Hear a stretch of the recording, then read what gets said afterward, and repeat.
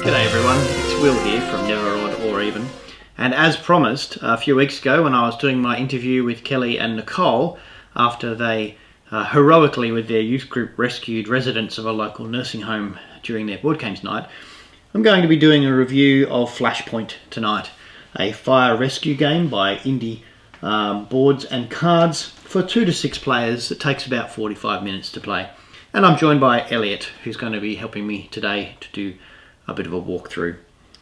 Now in this game we have a number of firefighter roles represented by these wonderful colourful miniatures, whose task it will be to go into the building and to put out the fires and rescue anybody who might be inside before the building takes so much damage that it will collapse and fall to the ground.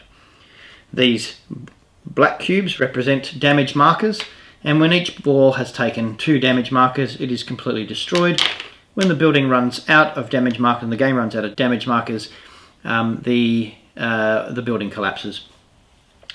The game will end if the building collapses, or if we haven't been able to rescue 7 people before 4 people die. Part of the game is to take on different roles. We have different roles as the fire captain, the paramedic, the driver operator, the hazmat technician, the imaging technician, the rescue specialist, the generalist, and the CAFS firefighter. Most of the roles have 4 action points per turn, and I'll go through what action points can do in a moment. But the generalist has 5 action points per round, allowing them to generally do more, and Elliot is going to be playing the generalist today. I'll be taking on the role of the CAFS firefighter, who has 3 action points, but can use 3 free action points to extinguish fires. Elliot, do you want to go for a run through on the action card and tell us a little bit about some of the actions and what they cost in terms of action points? Sure. So in the top left hand corner of your person when you play your card, for example on here, mine has 5 action points. Those action points are kind of like currency, and you spend them with the different kinds of actions that you're actually able to do. So for example, you can spend up to 4 action points, and you can save up to 4 action points at the end of your turn. What you can do during your actions is you can move, that takes 1 action point. You can move through fire, that takes 2 action points. You can move with a victim or with a hazmat, so one of these or one of these. That takes 2 action points because you're carrying an extra person. You can open or close a door, which is just when you flip this icon over, and that takes 1 action point. You can extinguish smoke, which takes 1. You can extinguish a fire to smoke, so when you extinguish the fire to smoke, it turns over to here, and when you extinguish the smoke to nothing, it goes over there. Both of those equal 1 action point, but if you want to extinguish a fire all the way out, as in turn it to smoke and then turn it out, it takes 2 action points. And then you have more action points that take experienced rules. And we won't be covering those today. So, to begin with, I take my firefighter and I can make a move action. Move actions can be in a straight line in any direction, but they can't be diagonal. So from outside the board, I can move 1 space, that costs me 1 action point. I can then move another space, that costs me another action point. At this point, I can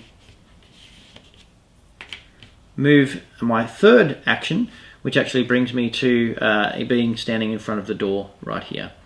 So that is all of my actions taken for this round. So once I've done that, we have to move into what's called the advanced fire round. We roll for smoke. So we take a 6-sided dice and an 8-sided dice, and we roll them both.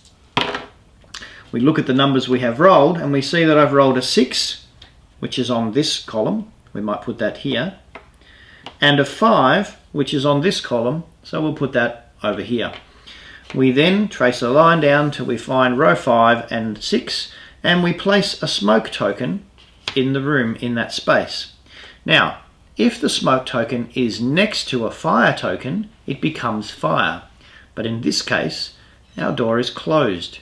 If our door was in the open position, the smoke would immediately catch fire and flip over and become a fire token.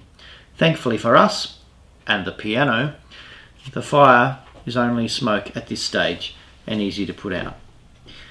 We'll go through what happens when fire lands on fire a little bit later on. But now, it's Elliot's turn. Too easy. I'm going to spend 2 actions moving from the outside of the house to just in front of the door. Very good. I'm going to spend another action opening the door and another action moving through it, and then I move on to that space and automatically flip it up. And the person of interest, or the point of interest, is actually nothing. So it's not entirely bad, but it's not good either. At least we didn't discover someone exactly on the toilet. Mm-hmm. Okay, so that's the end of your turns. Now Elliot, just as I did, takes the 2 dice and rolls them, and we determine where new fire might happen. In this particular case, we've rolled a 1, which is in this position over here, and a 3, which is in this position over here, which means that a new fire is actually placed in this cube here. Now, it has appeared as smoke to begin with, but because it's next to a fire, it immediately flips over and becomes a fire. That's pretty rough, isn't it? Yeah. Now, a point of interest, or POI, as the game calls them, was discovered. So if there are less than 3 POIs, we have to once again roll the dice and place a new POI on the board. Which have these light blue question mark tokens on the front, and then an identity, which could be either a man, a woman, a dog, or a cat, or nothing. So you can find a whole bunch of things. That's right. Those are taken randomly from the pile there. Okay, we have determined that it's going to appear in position 1 and 2, and so we place the POI on the comfortable chair in the room that's burning. Yeah. Okay, after that's happened, we now return to the first player, and that's me, and so I get to start taking my actions. I will take my first action to open the door. My second action, which will be one of my, or 2 of my free extinguishing actions, to put out the fire on the other side of the door. So 1 action to turn it to smoke, the next action to remove it completely. And then I will use my 3rd action to move into the room. I now have only 1 free extinguishing action left, which I could use to extinguish the fire here, but as soon as the fire advances, any smoke next to fire will automatically become fire again. So there's very little point doing that. I've finished my moves, and so now it's time once again to advance the fire. I move it to there and to there, which actually now places a new fire into this position here. Oh, it places actually, smoke. as you've correctly noted, it is smoke at this point in time. Okay, so that is the end of my turn. We don't have to replenish the POIs, and so it is now Elliot's go again. At this point, we're going to have a few turns, and we're going to speed up the movement so that we can do that. And we'll have found some fantastic accompanying music to assist us with doing that.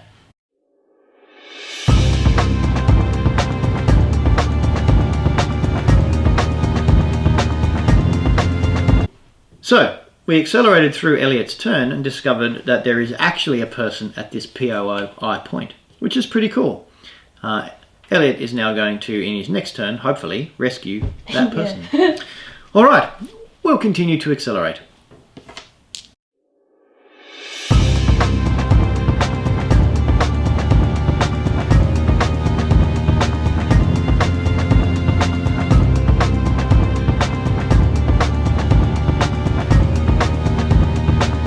Elliot has rolled a 5 on the 8 and a 6 on the red dice, which is actually in this position here.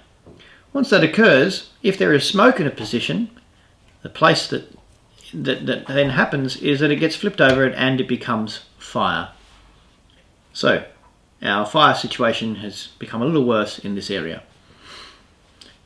My turn? Mm-hmm. Let's continue.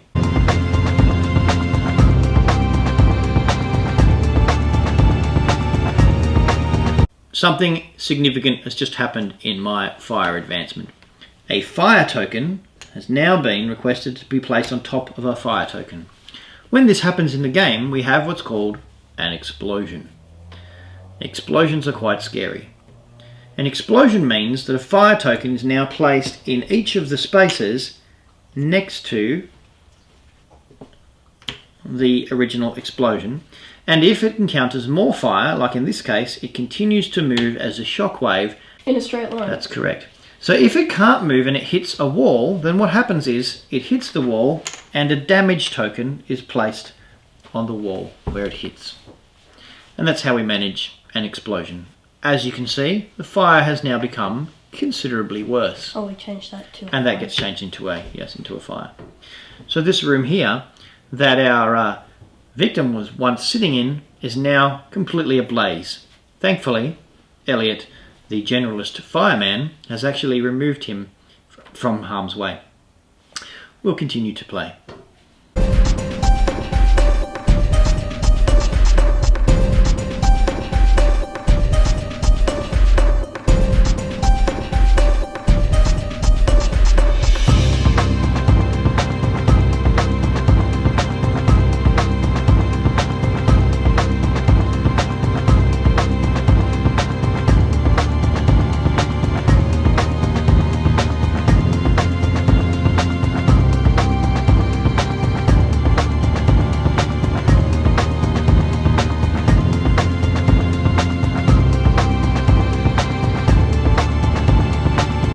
At this point, we have rescued one victim from the house.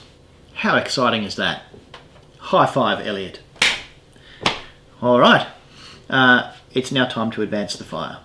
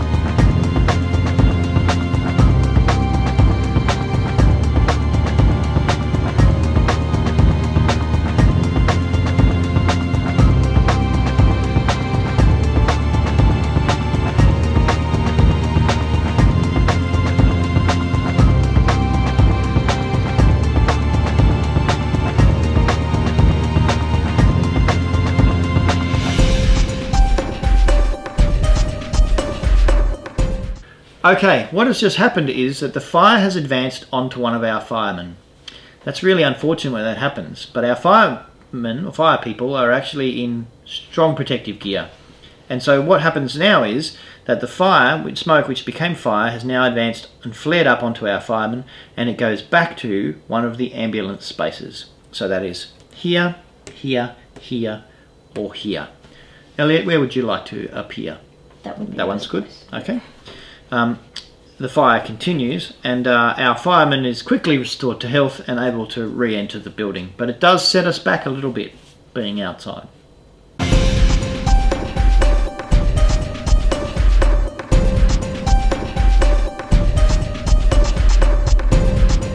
So in this case, the explosion has happened here at these coordinates.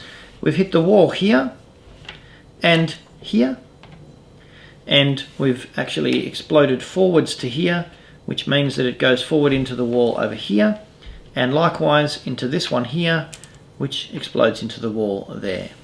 As you can see, our building is very quickly becoming considerably less stable.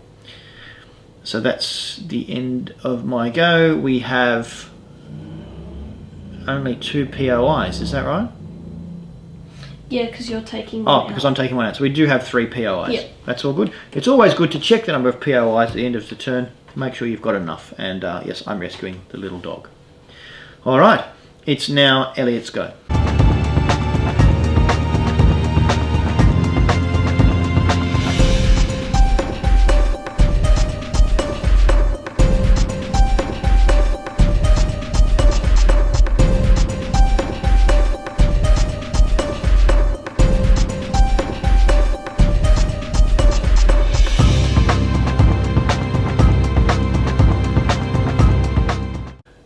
What we've discovered here is a little cat, and I always like to sing a special song when I find a cat.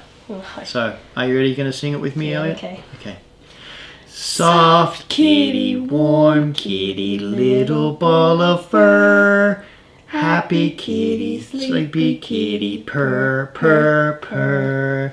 Now the cat's feeling very comforted. We'll be able to rescue them from the fire, hopefully. Either that or we just scared it away.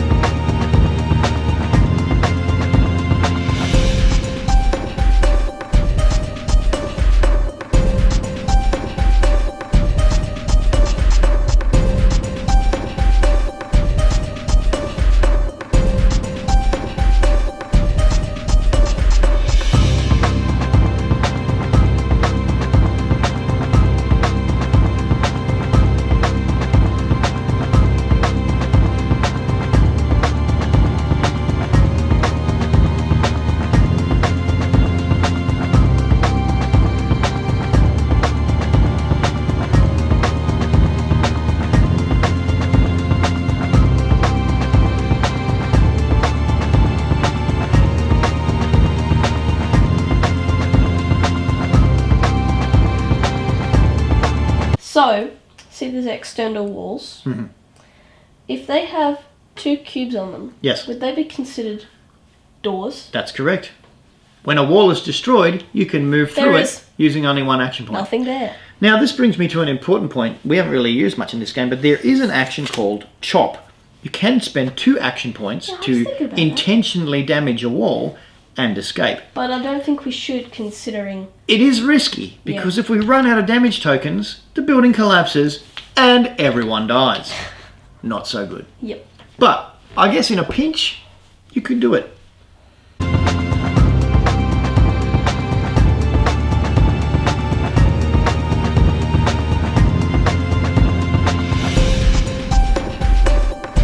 As you can see, we have now rescued 7 individuals from the house, and so we have done all that we need to do for the day, and so we can knock off, and I mean, it doesn't matter. Let the house burn down and Who else perish. is there? That is the end of the game. We have been victorious, and so thank you. Well played, Elliot. Yeah, very well played. I hope that that's given you a clear understanding of how the game of Flashpoint works. It is a fun game, cooperative game, quite easy to play. And there are also expansions to give it a sense of replayability, which we haven't included. Things like hazmat, which can create greater explosions, vehicles that can actually add an extra element to the game. And you can play up to 6 players with different colours. That's the best part about it. Absolutely. And it goes for about half an hour, so... As you can see.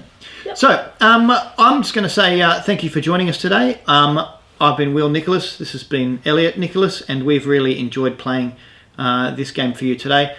Yeah, just go check out his channel if you like what you're seeing here. He does a lot of this stuff regularly. Make sure you like and you subscribe and you ring the bell for more notifications, and you put a comment down if you want to see anything changed, or if you have any, questions, queries or comments, Excellent. Yeah. That's all we've got time for today. Thanks for joining us.